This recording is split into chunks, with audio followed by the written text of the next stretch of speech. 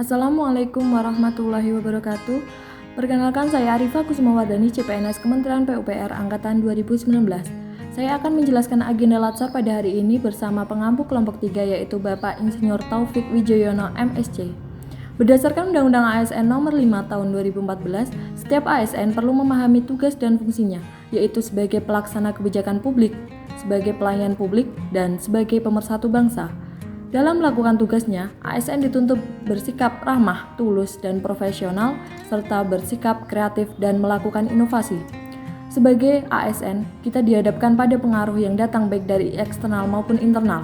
Fenomena tersebut menjadikan pentingnya setiap ASN mengenal dan memahami secara kritis terkait isu-isu strategis kontemporer, di antaranya korupsi, narkoba, paham radikalisme atau terorisme, pencucian uang, proxy war, dan kejahatan komunikasi massa seperti cybercrime, hate speech, dan hoax. Dalam Kamus Besar Bahasa Indonesia, korupsi diartikan sebagai penyelewengan atau penyalahgunaan uang negara atau perusahaan untuk keuntungan pribadi atau orang lain.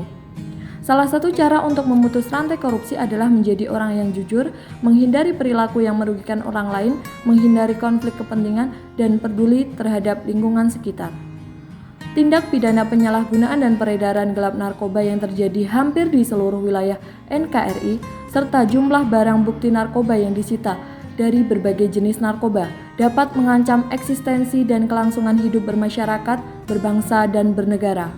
Untuk membangun kesadaran anti narkoba, maka dibentuklah P4GN oleh 4 pilar BNN, antara lain pilar pencegahan, pemberdayaan masyarakat, rehabilitasi, dan pemberantasan.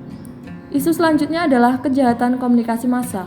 Beberapa kasus kejahatan komunikasi massa yang sering terjadi adalah pencemaran nama baik, penistaan agama, ujaran kebencian yang mengarah pada isu-isu sempit seperti suku, bangsa, ras, agama, etnik, bahkan gender.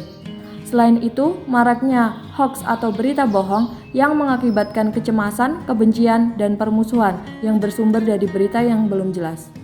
Pentingnya kesadaran mengenai bagaimana memanfaatkan komunikasi massa secara benar dan bertanggung jawab. Sehingga, apa saja sih tips untuk menggunakan media sosial agar terhindar dari resiko pelanggaran hukum?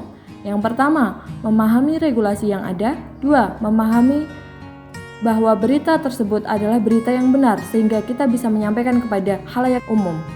Dan yang terakhir adalah bijak dalam menggunakan media sosial. Sekian Learning Journal saya hari ini. Terima kasih. Wassalamualaikum warahmatullahi wabarakatuh.